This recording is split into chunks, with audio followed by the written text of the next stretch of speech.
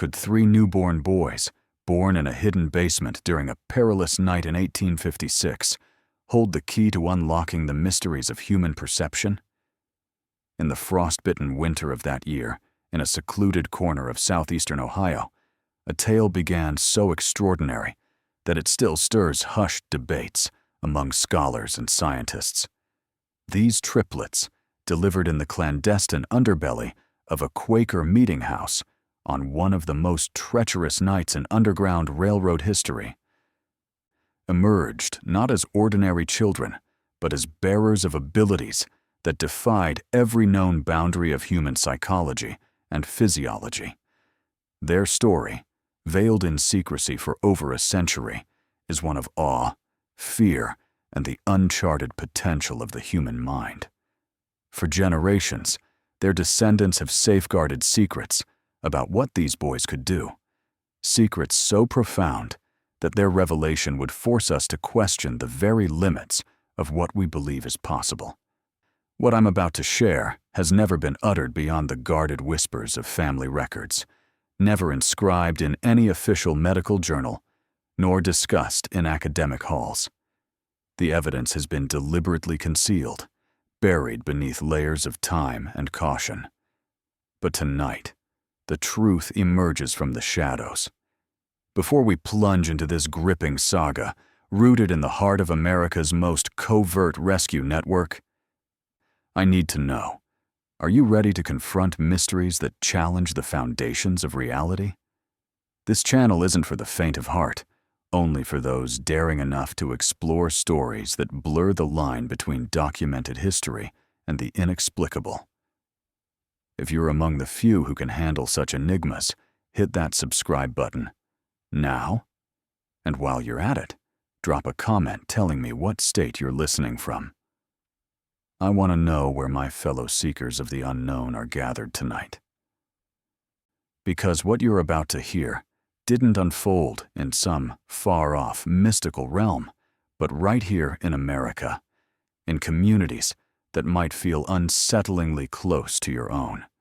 The story I'm about to tell you began on a bitter February night when 3 lives entered this world in the most unlikely place imaginable, setting in motion events that would perplex doctors and scientists for generations to come. The town of Cedar Mills, Ohio, barely deserved the name in 1856. With a population hovering around 300 souls, it consisted of little more than a cluster of modest homes, a general store, a blacksmith shop, and the simple brick meeting house that served the local Quaker community.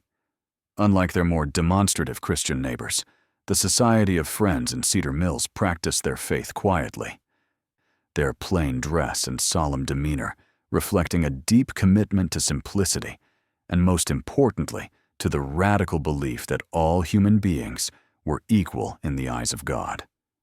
This conviction had transformed their meeting house into something far more dangerous than a place of worship.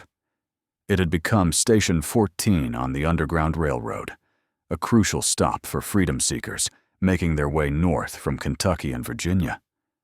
Elder Samuel Whitmore, a man whose weathered hands spoke of decades working the soil and whose piercing gray eyes held secrets that could hang half the congregation, had been conducting this clandestine work for nearly 8 years.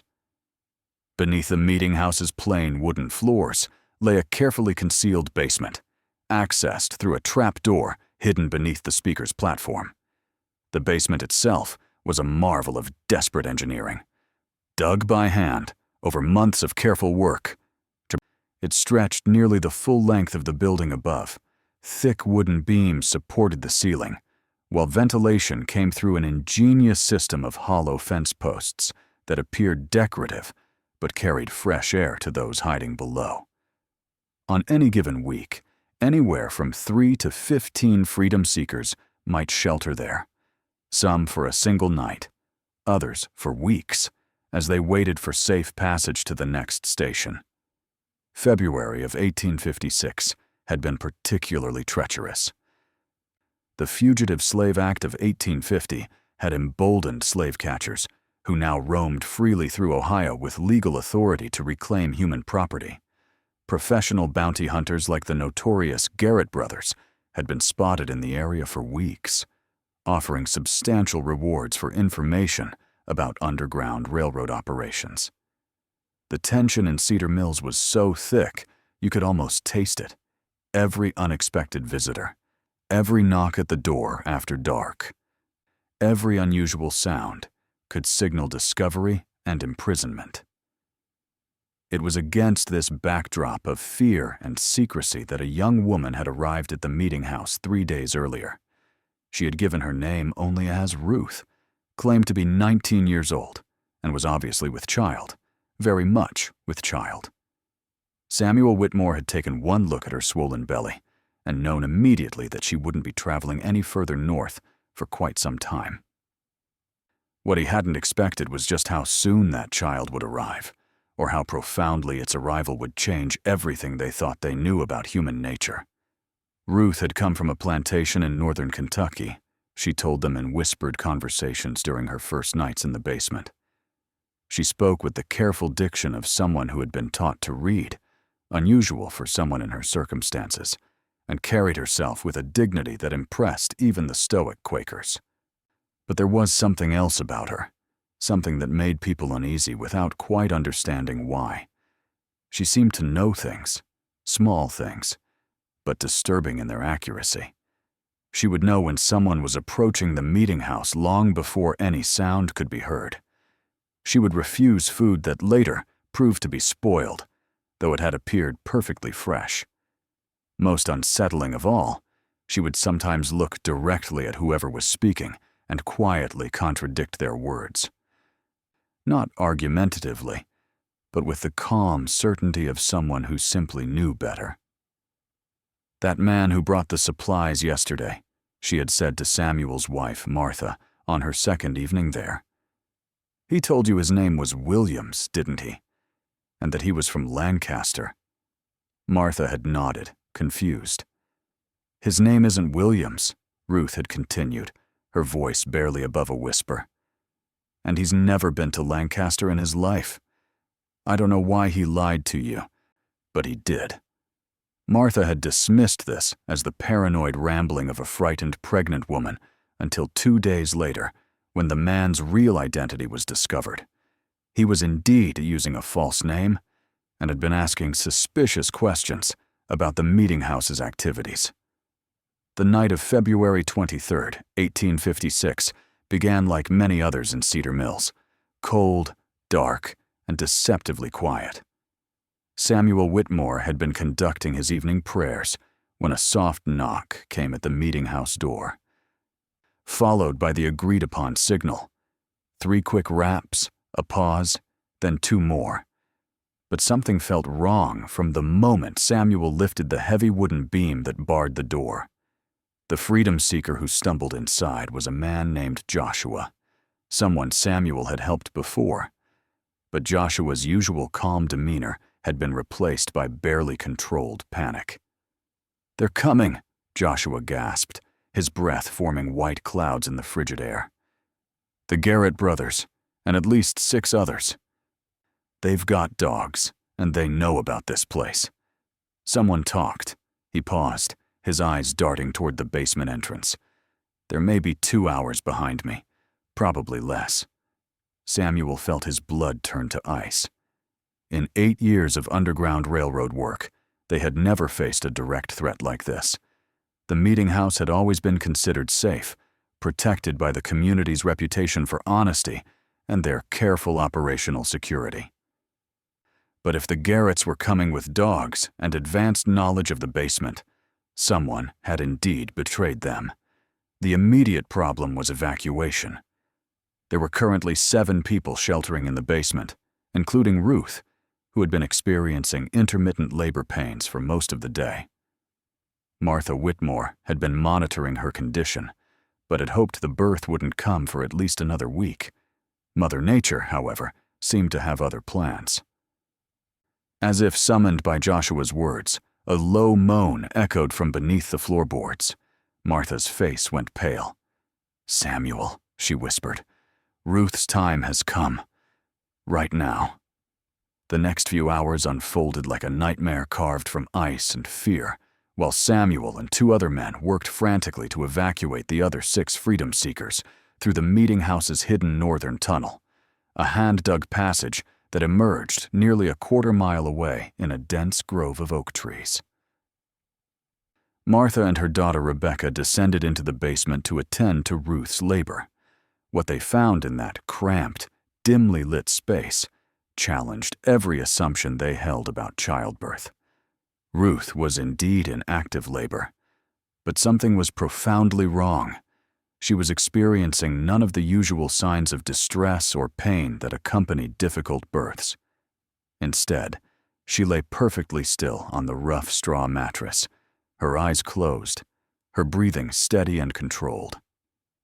When contractions came, she didn't cry out or even tense her muscles. She simply waited, as if listening to something only she could hear. "How many babies?" Martha asked, pressing her ear to Ruth's swollen belly in the traditional way of midwives. Ruth's eyes opened for the first time in an hour. In the flickering candlelight, they seemed almost luminous. "3," she said simply. "3 boys. They've been waiting for tonight." Martha exchanged a worried glance with her daughter. Triplets were rare enough under the best circumstances, but triplets born in a hidden basement, while slave catchers approached with bloodhounds, was a situation beyond anything in her experience. More troubling was Ruth's certainty about the baby's gender and her strange comment about them waiting. How could unborn children wait for anything? The sound of horses in the distance cut through Martha's confusion. Samuel's voice called down from above. "They're here. The tunnel's clear. But we can't risk moving Ruth now."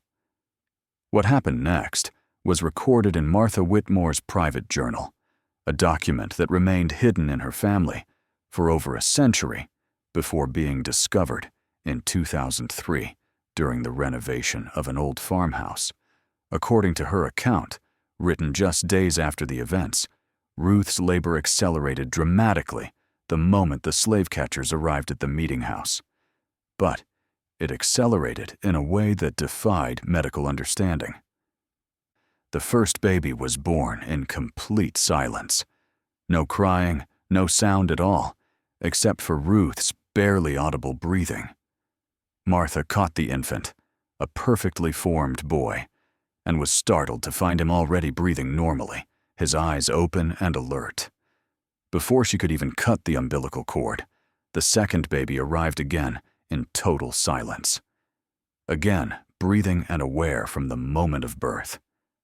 The third followed less than a minute later, completing what Martha described as the most unnatural natural birth I have ever witnessed. But the strangest part was yet to come. As Martha worked to clean and wrap the 3 infants, footsteps and voices could be heard directly above them. The Garrett brothers had entered the meeting house and were conducting a thorough search. Heavy boots walked across the wooden floors just feet above the newborns' heads. At one point, someone stood directly on the trapdoor that concealed the basement entrance. Throughout this entire time, with strange men and tracking dogs just above them, the 3 babies never made a sound. Not a cry, not a whimper, not even the small noises that all newborns make. They lay perfectly still in their mother's arms, their identical dark eyes moving back and forth as if following the movement of the searches above. It was as if they somehow understood that their survival depended on absolute silence. Ruth never spoke during the search. According to Martha's journal, she simply held her 3 sons and whispered to them in a language that sounded like no dialect Martha had ever heard. Later, Martha would describe it as words that seemed to flow like water, soft and continuous, like a river running over stones. The search lasted nearly 3 hours. The Garretts were thorough, methodical, and increasingly frustrated. They checked every room, every closet, every possible hiding place. Their dogs sniffed around the meeting house's foundation and even scratched at the floorboards in several places, but they never found the entrance to the basement. And eventually, they left, cursing their informant for providing bad information. It was only after the sounds of horses had faded completely into the distance that the three babies finally made their first sounds. And when they did, all three cried in perfect unison, their voices blending into a single haunting wail that seemed to echo from the very walls of the basement. Ruth died less than an hour later, bleeding that Martha couldn't stop, despite all her experience with difficult births. Her last words, spoken so quietly that Martha had to lean close to hear them, were, "They'll know things. They'll always know. Take care of them. But remember, they're not like other children." The death of Ruth left the Quaker community of Cedar Mills facing an impossible situation. 3 newborn boys with no known father, no family, and no legal existence.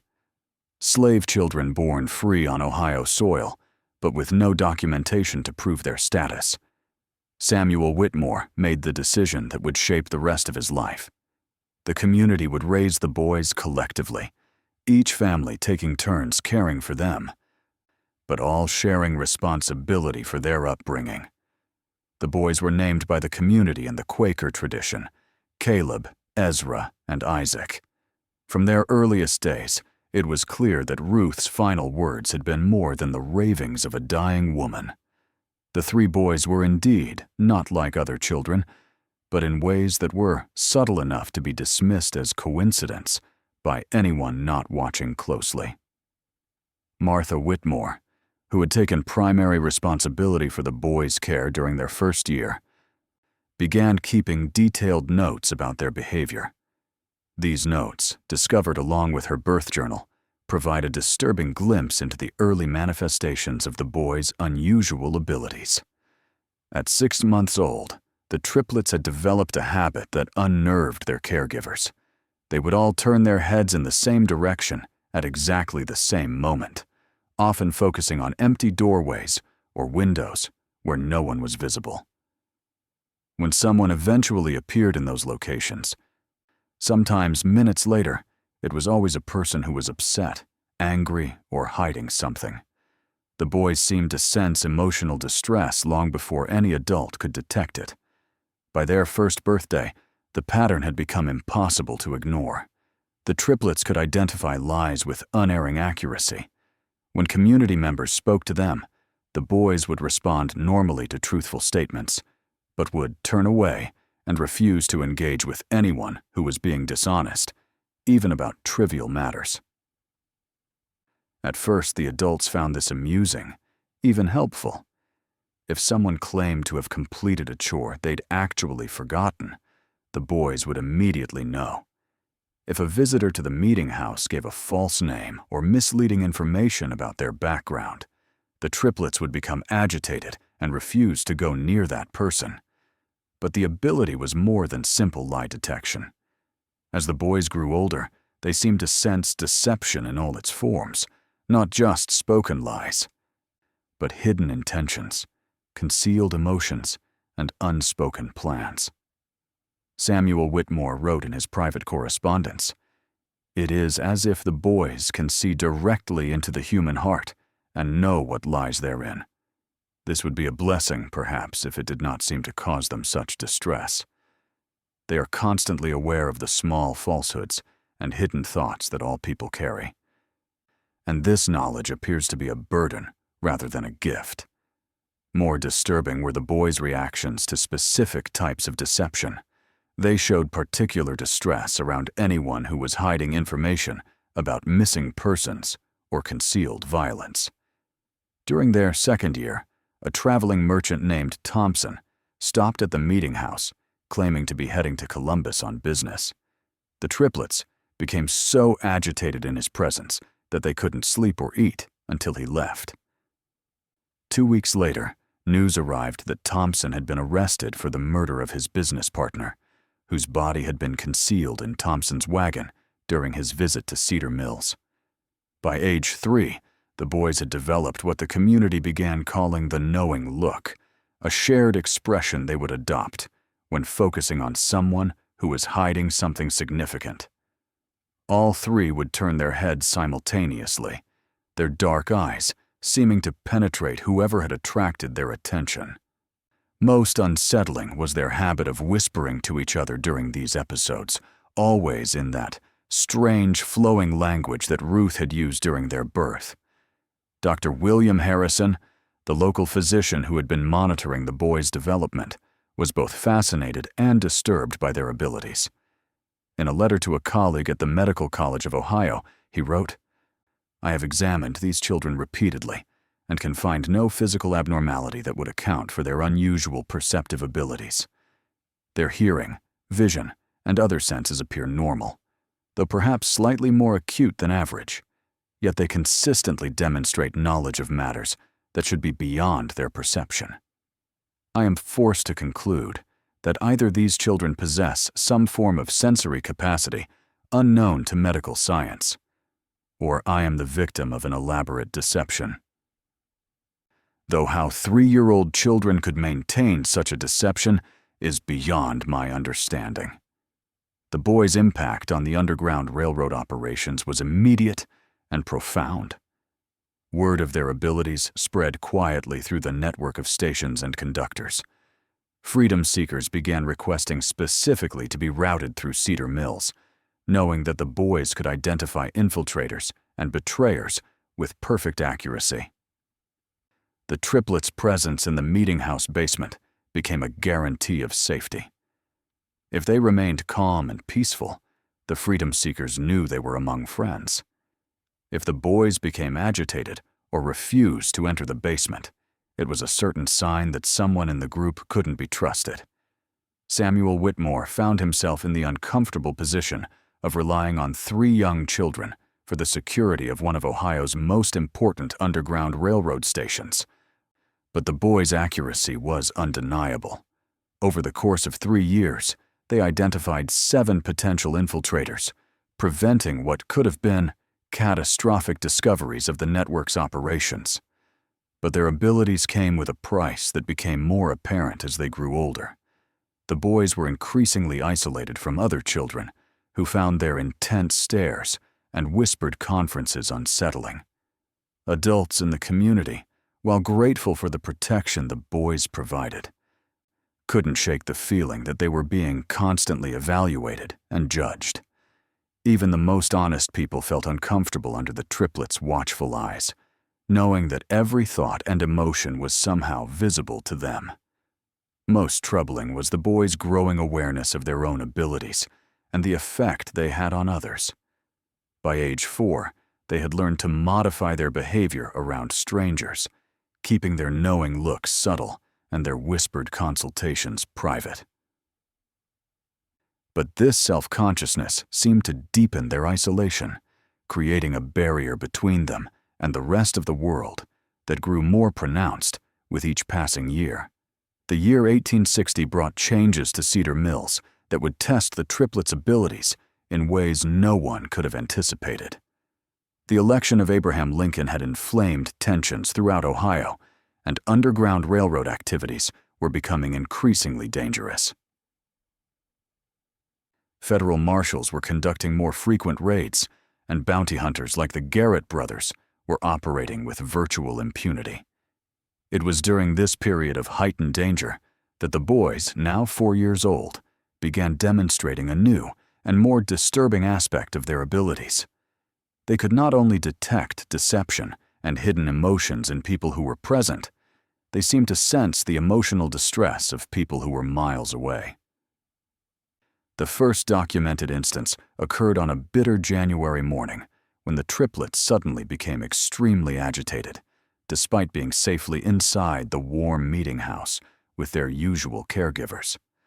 All 3 boys began crying simultaneously, not the normal crying of upset children, but a keening wail that seemed to express profound terror and desperation. Martha Whitmore tried everything she could think of to calm them, but nothing worked. The boys continued their distressed crying for nearly 6 hours, finally falling silent, just as the sun began to set. 2 days later, a freedom seeker arrived at the meeting house with devastating news. A group of 11 people, including 3 children, had been captured by slave catchers approximately 40 miles south of Cedar Mills. The capture had occurred at almost exactly the same time the triplets had begun their crying. Worse, the captured group included a pregnant woman who had given birth during the attack. Both mother and child had died from exposure during the brutal journey back to Kentucky. Samuel Whitmore was shaken by this incident, but dismissed it as coincidence until it happened again 3 weeks later. This time, the boys' distress lasted only 2 hours, but was even more intense. When word arrived the following day, they learned that a conductor on the Underground Railroad had been shot and killed while helping a family escape near Portsmouth, Ohio. Again, at the exact time the triplets had begun showing signs of extreme distress. Dr. Harrison, who had been documenting the boys' development, was called to examine them after the 3rd such incident. His findings, recorded in his private notes, were deeply unsettling. During episodes of apparent long-distance distress sensing, the boys' pulse rates become synchronized, their breathing patterns identical, and their body temperatures drop by several degrees. Most remarkably, their brain activity appears to increase dramatically. They are clearly experiencing intense mental stimulation. Despite appearing outwardly distressed, I can only conclude that their nervous systems are somehow detecting emotional trauma occurring at great distances. Though the mechanism by which this occurs is completely unknown to medical science, the boys' long-distance sensing abilities seem to be specifically attuned to situations involving deception, betrayal, and mortal danger. They never reacted to ordinary accidents or natural deaths, but they invariably detected when someone was being hunted, betrayed, or murdered. Their range appeared to extend throughout most of southern and central Ohio and possibly into northern Kentucky. Word of the triplets' abilities spread beyond the Underground Railroad network. Families with missing loved ones began making pilgrimages to Cedar Mills, hoping that the boys could somehow sense whether their missing family members were still alive and where they might be found. Samuel Whitmore was reluctant to exploit the children's abilities in this way, but the boys themselves seemed drawn to these desperate families. The most remarkable case involved the Brennan family, whose 16-year-old daughter Mary had disappeared while traveling to visit relatives in Columbus. The girl had been missing for 3 months when her parents arrived in Cedar Mills, having heard rumors about 3 children who could find lost people. Samuel initially refused to involve the boys, but Caleb, Ezra, and Isaac approached the distraught parents on their own. Without being asked, the triplets lined up in front of Mrs. Brennan and began their characteristic synchronized whispering. After several minutes, Isaac stepped forward and pointed southeast toward the Ohio River. "She's there," he said simply. "She's scared, but she's alive. The man who took her isn't who he said he was." Acting on this information, local authorities searched a remote farm near Chillicothe and found Mary Brennan locked in a cellar along with 2 other young women who had been kidnapped by a man posing as a traveling preacher. The kidnapper was arrested and later confessed to planning to sell the women into prostitution in New Orleans. The rescue of Mary Brennan marked a turning point in how the community viewed the triplets. No longer were they simply children with an unusual ability to detect lies. They were becoming something else entirely, something that made even their Quaker guardians profoundly uncomfortable. The boys' abilities were growing stronger and more specific with each passing month, and there seemed to be no limit to their range or accuracy. But perhaps most disturbing was the boys' increasing emotional detachment from the world around them. The constant awareness of deception, violence, and human suffering was taking its toll. They rarely smiled, seldom played, and spent most of their time huddled together, whispering in their private language. When they did interact with adults, Their conversations were marked by a wisdom and sadness that seemed impossible in children so young. Dr. Mona Harrison, in his final notes about the boys before his death in 1862, wrote, "I fear that we are witnessing the emergence of human beings who are fundamentally different from the rest of our species. Their abilities appear to be expanding rather than stabilizing, and I cannot predict what they might become capable of as they mature. More troubling is the psychological cost of their gifts. These children are bearing witness to more human suffering and evil than most adults encounter in a lifetime. And they are doing so without the emotional defenses that adults develop over time. I do not know what kind of men they will become, but I fear they will be men apart from all others, forever isolated by their terrible knowledge of what lies hidden in the human heart." The outbreak of the Civil War in 1861 brought unprecedented chaos to Ohio's Underground Railroad operations, but it also created new opportunities for the Triplets to demonstrate the true extent of their extraordinary abilities. As Union and Confederate forces began moving through the border regions, the boys started exhibiting reactions to military activities that defied all logical explanation. Samuel Whitmore first noticed this new development during the summer of 1861, when 6-year-old Caleb Ezra and Isaac began showing signs of extreme agitation for several days running. The boys would stand at the meeting house windows looking south toward the Ohio River, their faces marked by expressions of horror that seemed far too mature for their years. When Samuel asked what was troubling them, Isaac, always the most vocal of the three, simply said, "Too many people are going to die. So many people." 3 days later, news arrived of the First Battle of Bull Run, where Union forces had suffered a devastating defeat. The timing was impossible to dismiss as coincidence, especially when similar incidents began occurring with increasing frequency. The boys seemed to sense major military engagements days or even weeks before news of them reached Cedar Mills, and their emotional reactions corresponded precisely to the scale of casualties involved. More disturbing was their apparent ability to detect specific individuals among the thousands of soldiers moving through the region. In September of 1861, a young Union soldier named Thomas Caldwell stopped at the meeting house while traveling home on leave to visit his family in Marietta. The Triplets took one look at him and immediately began their synchronized whispering, their faces showing expressions of profound sadness. Martha Whitmore, now in her 60s, but still serving as the boys' primary caregiver, asked them what they sensed about the soldier. Ezra stepped forward and spoke in a voice that seemed too old for his small body. "He won't make it home.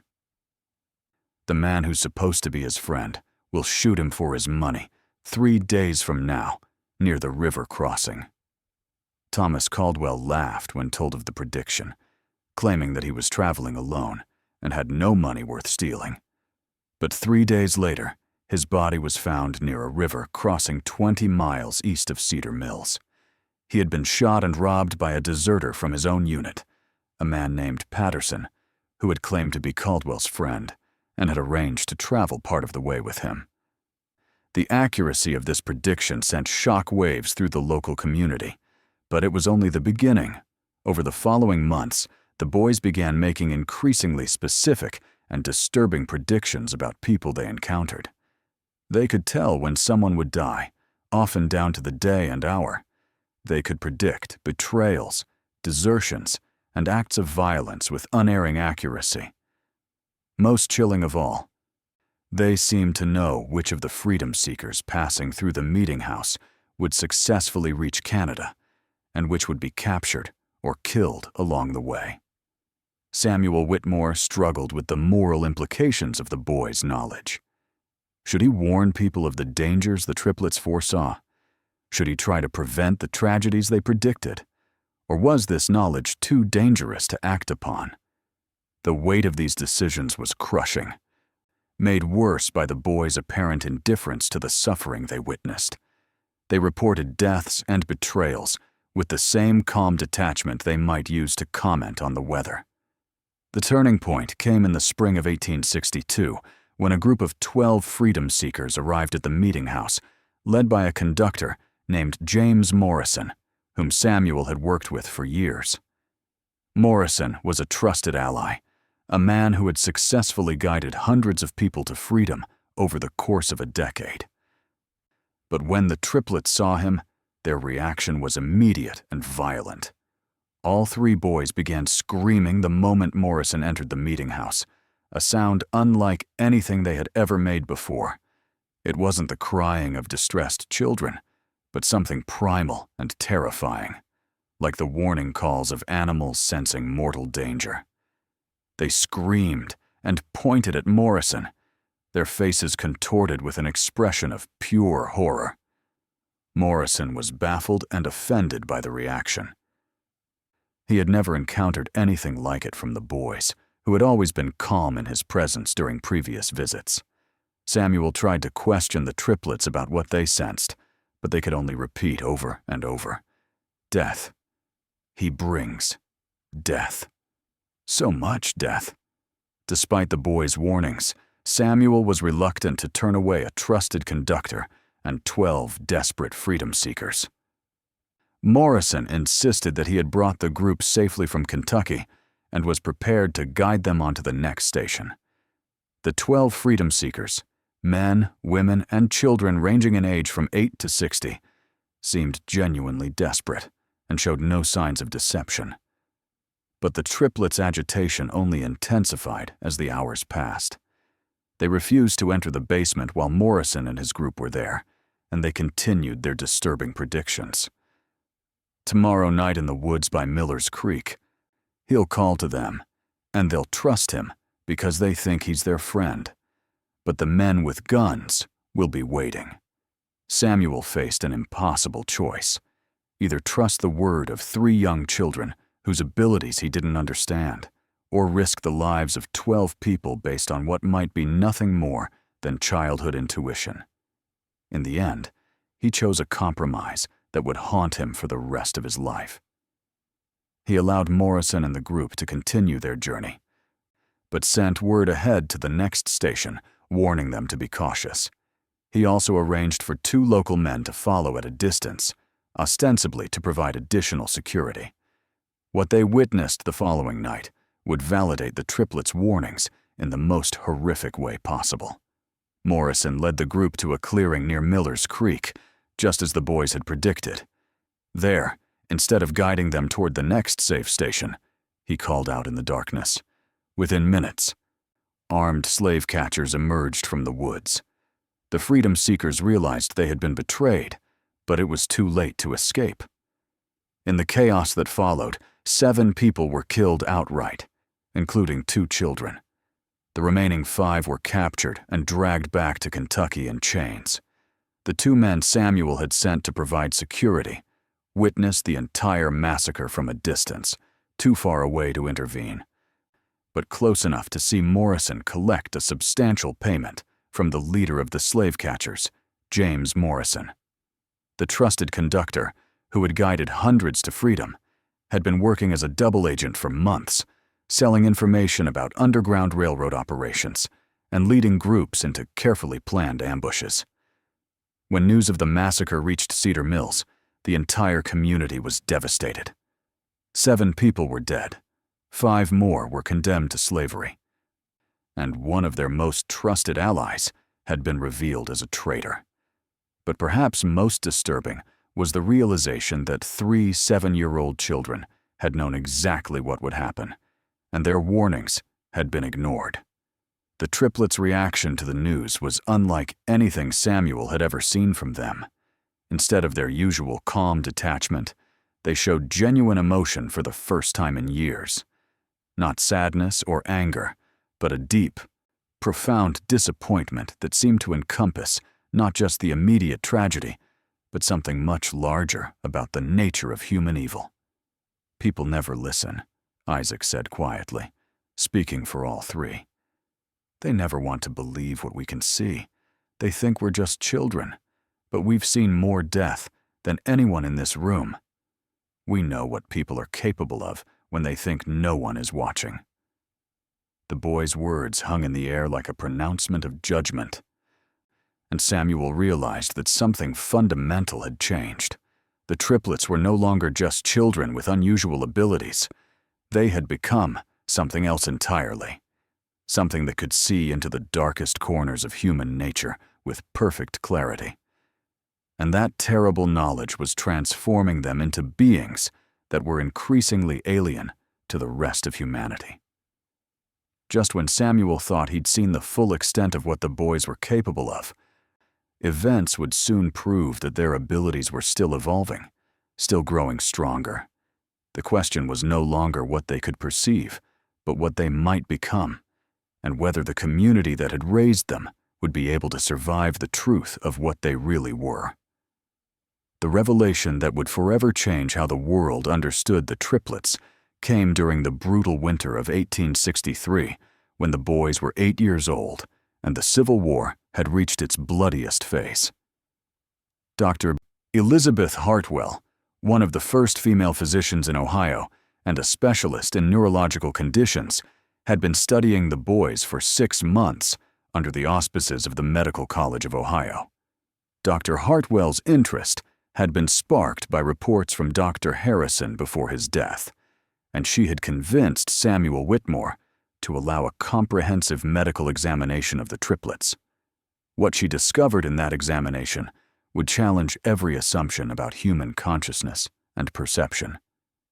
Using the latest medical instruments available in 1863, Dr. Hartwell conducted tests that revealed the true nature of the boys' abilities. Her findings, documented in a detailed report that was immediately classified by military authorities and hidden from public view for over 60 years, showed that the triplets possessed neurological structures that had never been observed in human beings. The boys' brains showed abnormally high activity in regions associated with pattern recognition and emotional processing. But more remarkably, their nervous systems appeared to be in constant communication with each other. When Dr. Hartwell applied mild electrical stimulation to one boy's arm, the other two showed immediate physiological responses despite being in separate rooms. Their heart rates, breathing patterns, and brain waves synchronized during periods of intense concentration, creating what she described as a single consciousness distributed across 3 separate bodies. But the most startling discovery came when Dr. Hartwell began testing the boys' ability to detect deception using carefully controlled experiments. She arranged for volunteers to tell both true and false statements, while the boys observed, measuring their physiological responses to each type of interaction. What she found defied all understanding of human sensory capabilities. The triplets weren't simply reading facial expressions, body language, or vocal cues to detect lies. They were responding to measurable changes in electromagnetic fields generated by human neural activity. Dr. Hartwell's primitive instruments detected that the boys' brains generated electrical patterns, unlike anything seen in normal humans, and these patterns seemed to resonate with the electromagnetic signatures of other people's emotional states. In simple terms, Dr. Hartwell wrote in her classified report, "These children appear to possess a form of biological electromagnetic sensitivity that allows them to directly perceive the electrical activity of other human brains. When someone lies, experiences fear, or harbors violent intentions, their neural activity creates specific electromagnetic signatures that the boys can detect with the same accuracy that we might observe colors or hear sounds." This explained not only their ability to detect deception, but also their capacity to sense emotional distress at great distances and their uncanny accuracy in predicting violent events. They weren't prophets or supernatural beings. They were human beings with sensory capabilities that had evolved far beyond normal human limitations. But Dr. Hartwell's discoveries raised even more disturbing questions. If the boys' abilities were the result of genetic mutation. What had caused such a dramatic evolutionary leap? The answer came from analyzing tissue samples from their deceased mother, Ruth, whose body had been preserved in the Meeting House Cemetery. According to Quaker tradition, medical examination of Ruth's remains revealed that she had been exposed to massive doses of several industrial chemicals during her pregnancy, chemicals that were commonly used in the processing of indigo dye on southern plantations. These chemicals, which included mercury compounds and lead-based pigments, had caused severe neurological damage in Ruth, but had apparently triggered unprecedented genetic changes in her unborn children. The boys represented something entirely new in human evolution, a mutation that might normally have been lethal, but had instead created enhanced sensory capabilities. They were living proof that human consciousness and perception could evolve in ways that science had never imagined possible. Dr. Hartwell's final revelation was perhaps the most chilling. Based on her analysis of the boys' genetic structure, she concluded that their enhanced abilities were not limited to their generation. The genetic changes that had created their electromagnetic sensitivity were dominant traits that would be passed on to their children and their children's children. "We are witnessing the birth of a new branch of human evolution," she wrote in her most confidential notes. "These boys will father children with similar abilities. And those children will be even more sensitive to human electromagnetic fields. Within 3 or 4 generations, their descendants may possess sensory capabilities that will make current human perception seem primitive by comparison." The implications were staggering. If Dr. Hartwell was correct, the triplets weren't just medical curiosities. They were the beginning of a new human subspecies. And if their abilities continued to strengthen with each generation, their descendants might eventually be able to read human thoughts as easily as observing facial expressions. But the most immediate concern was what to do with this knowledge. The Civil War was raging, and both Union and Confederate forces would be desperate to exploit the boys' abilities for military intelligence. If word of their capabilities spread beyond the small Quaker community, the triplets would become valuable assets to be captured, studied, and used as weapons. Samuel Whitmore faced an impossible decision. Dr. Hartwell was prepared to publish her findings, which would bring international attention to the boys, but would also ensure their safety through public scrutiny. Alternatively, the research could be suppressed, protecting the boys' privacy, but leaving them vulnerable to those who already knew of their abilities.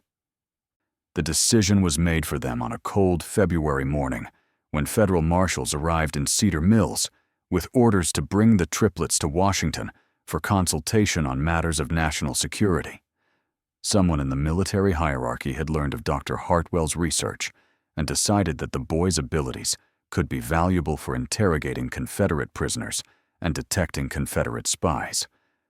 But the triplets had sensed the marshals' approach long before they reached the meeting house. When Samuel found the boys that morning, they were already packed and ready to leave, their few possessions bundled in small cloth sacks. "We have to go," Caleb said simply. "If we stay, bad things will happen to everyone here. We've seen it." Isaac nodded gravely. "The men who are coming don't just want to use us. They want to study us, cut us open, see how we work. And when they're done with us, they'll come for our children and our children's children." Ezra, always the quietest of the three, spoke last. "We've seen the future they want to create, a world where people like us are kept in cages and used as tools. We won't let that happen." The boys' decision was final. They would disappear before the federal marshals arrived, vanishing into the network of caves and hidden passages that riddled the hills around Cedar Mills. Samuel made one last desperate attempt to convince them to stay, arguing that they would be safer under government protection than hiding in the wilderness. Caleb's response revealed just how much the boys had matured beyond their 8 years. "Mr. Whitmore, We can sense the intentions of every person within 50 miles of this place. We know that the government men aren't coming to protect us. They're coming to own us. We've felt their thoughts, and we know what they plan to do. We'd rather take our chances in the wild than become prisoners in the laboratory. As the sound of approaching horses echoed across the frozen fields, the triplets prepared to leave the only home they had ever known. But before they departed, they made one final revelation that would haunt Samuel Whitmore for the rest of his life. "There are others," Isaac said quietly. "Not many, but some. Other children born during times of great violence and suffering. Children whose mothers were exposed to the same kinds of poisons that changed us. They're scattered across the country, and most of them don't even know what they are yet. But we can sense them, and they can sense us." Ezra stepped forward, his young face marked by wisdom that seemed ancient. "Someday, when it's safe, we'll find them. We'll teach them what we've learned, help them understand their abilities, and maybe, if we're careful, we can build something better than what exists now. A world where people can't lie to each other, can't hide their evil intentions, can't pretend to be something they're not." The boys' final words as they prepared to vanish into the wilderness were both a promise and a warning. "We'll be watching, we'll always be watching, and we'll remember who helped us and who tried to hurt us. That knowledge will be passed down to our children and their children and their children after that. The world is about to change in ways that people can't imagine, and it's going to start with us." The federal marshals arrived at the meeting house 3 hours after the triplets had disappeared, finding only empty rooms and the fading traces of 3 extraordinary children who had vanished as completely as if they had never existed. Despite extensive searches involving tracking dogs and military units, no trace of the boys was ever found. They had simply melted away into the Ohio countryside, leaving behind only memories and questions that would never be fully answered. Dr. Elizabeth Hartwell's research was immediately classified by military authorities and remained sealed for over 60 years. When her papers were finally released in 1924, they caused a sensation in the medical community. But by then, the boys would have been nearly 70 years old, and any hope of studying them had long since passed. Samuel Whitmore lived until 1889, carrying the secret of what he had witnessed for the rest of his life. In his private papers discovered after his death, he wrote, "I have seen the future of humanity, and it both terrifies and amazes me. Those 3 boys represented something new under the sun, something that could either elevate our species to unprecedented heights or destroy us completely. I pray that wherever they went, whatever they became, they remembered the love and kindness they received in our small community." The Underground Railroad station at Cedar Mills continued operating until the end of the Civil War, but it was never the same after the triplets' departure. Without their ability to detect infiltrators and betrayers, the operation became increasingly dangerous, and several conductors were captured or killed. The meeting house itself was eventually abandoned in 1878, and the building slowly fell into decay. But the story of the triplets didn't end with their disappearance. Over the following decades, reports began surfacing from across the United States of unusual perceptive abilities. A girl in Pennsylvania who could predict accidents days before they occurred. Twin boys in Texas who could locate missing people with impossible accuracy. A child in California who could tell when someone was lying just by looking at them. Most of these reports were dismissed as folklore or exaggeration. But a pattern emerged for those who knew what to look for. The children were always born during times of great violence or social upheaval. Their mothers had often been exposed to industrial chemicals or toxic substances during pregnancy, and the children themselves displayed the same electromagnetic sensitivity that Dr. Hartwell had documented in the Cedar Mills triplets. Modern genetic research has confirmed what Dr. Hartwell suspected in 1863. Extreme environmental stress combined with exposure to certain toxic substances can trigger rapid genetic mutations that are passed on to subsequent generations. The triplets represented one of the first documented cases of stress-induced human evolution, a phenomenon that scientists now recognize as more common than previously believed.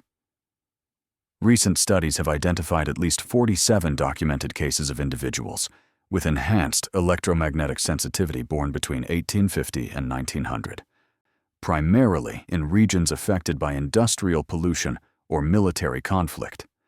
While most of these individuals lived quiet lives and never developed their abilities to the extent demonstrated by the Cedar Mills triplets, their genetic legacy has continued to spread through the American population. Dr. Sarah Chen, a neurologist at Johns Hopkins University, who has spent 20 years studying electromagnetic sensitivity in humans, believes that the descendants of these early cases may represent as much as 1% of the current American population. We're looking at the emergence of a human variant that possesses sensory capabilities our species has never had before, she explained in a 2019 interview. These people aren't telepaths or psychics. They're humans with enhanced neural sensitivity that allows them to detect electromagnetic patterns generated by other human brains. The implications for law enforcement, national security, and human society are profound. If Dr. Chen is correct, there may be thousands of Americans who possess some degree of ability to detect deception, sense hidden emotions, or locate missing persons. Most may not even be aware of their abilities, dismissing their accurate intuitions as lucky guesses or coincidence.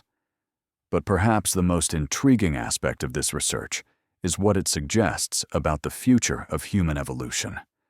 If environmental stress can trigger rapid genetic changes that enhance human perception, what other capabilities might emerge as our species faces new challenges? And if the Cedar Mills triplets were correct in their prediction that their abilities would strengthen with each generation, what might their descendants be capable of today? The answer to that question may be closer than anyone realizes. In 2003, during the renovation of an old farmhouse in southeastern Ohio, construction workers discovered a hidden room containing documents that had been carefully preserved for over a century. Among these papers was a letter dated 1923, written in 3 different handwritings, but signed with a single name: the Children of Cedar Mills. The letter, addressed to future generations who will understand, contained detailed genealogical records showing the descendants of the 3 boys who had vanished in 1863. According to these records, the triplets had indeed survived their disappearance, lived long lives, and fathered numerous children who inherited their enhanced abilities. More remarkable still, the letter contained precise predictions about future events that have since come to pass, the exact dates of both world wars, the location where the atomic bomb would be tested, the year of the moon landing, and dozens of other historical events that wouldn't occur for decades after the letter was written. The letter concluded with a message that both comforts and unnerves those who have studied it. We are still here. We are still watching. We have grown in number and in ability with each passing generation, just as we promised we would. The time is coming when humanity will need the gifts we carry, and when that time arrives, we will be ready. Until then, we remain hidden, learning, growing, and preparing for the day when the world will finally be ready to accept what we represent. The next step in human evolution. The letter was accompanied by a contemporary address in Ohio and a simple instruction. When you are ready to know more, come to this place on the anniversary of our birth. We will be waiting. February 23, 2024, marked the 168th anniversary of the triplets' birth. According to local reports, more than 50 people gathered at the specified address that day. Researchers, descendants of Underground Railroad participants, and individuals who claim to possess similar abilities to those demonstrated by the original Cedar Mills triplets. What transpired at that gathering remains unknown. Those who attended have refused to discuss what they witnessed, and no official records of the event exist. But in the months following the meeting, several of the attendees have begun working together on projects related to missing persons cases, criminal investigations, and psychological research. Dr. Chen, who was among those present at the February meeting, will only say that the legacy of the Cedar Mills triplets is far from over. In fact, it may just be beginning.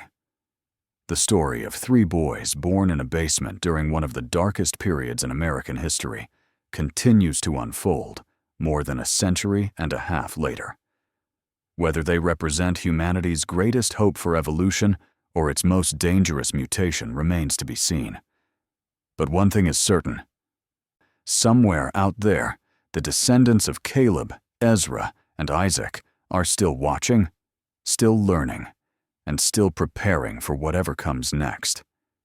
And if their ancestors' abilities to predict the future remain accurate, that next chapter in human evolution may be arriving sooner than anyone expects. This mystery shows us that the boundaries of human perception may be far more flexible than we ever imagined, and that extraordinary circumstances can sometimes produce extraordinary people. What do you think of this story? Do you believe that human evolution could take such dramatic leaps under extreme conditions? Have you ever experienced moments of intuition so accurate they seemed impossible? Leave your comment below sharing your thoughts about the triplets and whether you think their descendants might still be among us today. If you enjoyed this tale and want more mysteries that challenge everything we think we know about human capabilities, subscribe, hit the notification bell, and share with someone who loves stories that blur the line between science and the impossible.